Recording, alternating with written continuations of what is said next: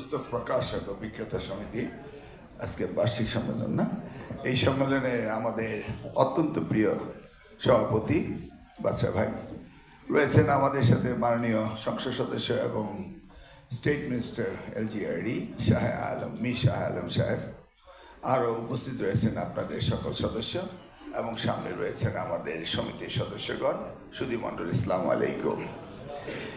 এটি একটি অত্যন্ত গুরুত্বপূর্ণ সভা। আসলে এই সভায় আমি এর আগেও মন্ত্রী ছিলাম, কখনো আসিনি, এবারও আসার কথা ছিল না, কিন্তু শাহ আলম সাহেব আমাকে বললেন এই সভাটি গুরুত্বপূর্ণ, আপনাকে যেতে হবে।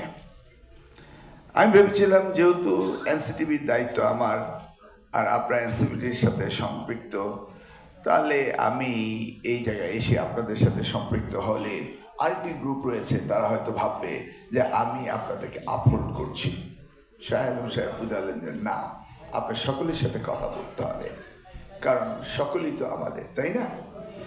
এখন আসি এই পুস্তক প্রকাশক কিভাবে শিল্প হবে সেটা নিয়ে শাহ আলম সাহেব কথা বললেন, আমি নাইবা বললাম। তবে আমি তো জানি চলচ্চিত্র যারা করে, ফিল্ম ইন্ডাস্ট্রি তো বলে নাকি, তো এটি ইন্ডাস্ট্রিয়ালাইজেশন হলে আপনাদের বেনিফিট হবে, এটা সত্য। সেই ব্যাপারে উনি বলেছেন আপনারা দেখবেন, এবং এটা বিএনপি সরকার, আপনাদের সুবিধা হলে এটাকে কেন করা হবে না, এটার কোনো কারণ আমি খুঁজে পাই না। তারপরে বিষয়টি উনি উল্লেখ করলেন যে এটা কেন শিক্ষা মন্ত্রণালয়ের সাথে জড়িত হয় না কেন।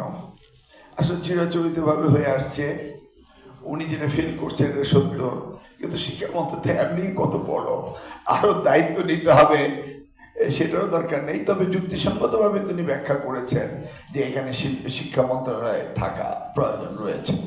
এটাও উনি বাংলা একাডেমি, সেটা কালচার মিনিস্টার আন্ডার রয়েছে, আবার প্রফেসররা আমাদের আন্ডার রয়েছে, ইটস ওভারল্যাপিং, বাট উনি একটি বাস্তবমুখী কথাই বলেছেন। এখন আসি তারপরে প্রসঙ্গ, যেটা ডক্টর আদিশ সাহেব বললেন যে আপনাদেরকে বলা হয় কি যে নোট গাইড বই বিক্রি করেন। আসলে শিক্ষা ব্যবস্থা এমন দিকে ধাবিত হচ্ছে আস্তে আস্তে, আমার মনে হয় না যে এই নোট গাইড এটাই শিক্ষা প্রচলিত কোনো ব্যবস্থা হবে, সেটা বোধহয় আজকের দিনে পৃথিবী থেকে উঠেই যাচ্ছে। তাই বলে কি আপনাদের ব্যবসা বন্ধ হবে? নিশ্চয়ই না। এই প্রিন্টিং প্রেস হচ্ছে ওল্ডেস্ট প্রেস্টিজিয়াস বিজনেস। একদম আদিকালে বাংলাদেশ বা ইস্ট পাকিস্তান ব্রিটিশ আমলে, ধরুন ব্রিটিশের সময়ে কলকাতার প্রিন্টিং প্রেসের মালিক ছিলেন মুরাদনগরের একজন ভদ্রলোক। ওনার সাথে মেহমান হয়ে আসছিলেন আমাদের জাতীয় কবি কাজী নজরুল ইসলাম, এবং সেই রাত্রেই তিনি প্রেমে পড়ে বিয়ে করেছিলেন নার্গিসকে, এবং ওনার প্রিন্টিং প্রেস ছিল কলকাতায়, সেখান থেকে বেড়াতে এসেছিলেন আমাদের মুরাদনগরে। তো it is a very prestigious business, আর আপনারা সেই বিজনেসে আছেন যেটা আমাদের এই সমাজকে, জাতিকে শিক্ষিত করেছিল বই পুস্তকের মধ্য দিয়ে। তাহলে এই গাইড বই নিয়ে অনেক গল্প রয়েছে। আমি যখন 2001 থেকে 2006 পর্যন্ত ছিলাম, সেই সময় আমি গাইড নোট বই একদম টোটালি আমি বন্ধ করে দিয়েছিলাম, এবং চেয়েছিলাম সৃজনশীল লেখাপড়া হোক, ছাত্রছাত্রী লেখাপড়ায় থাকুক।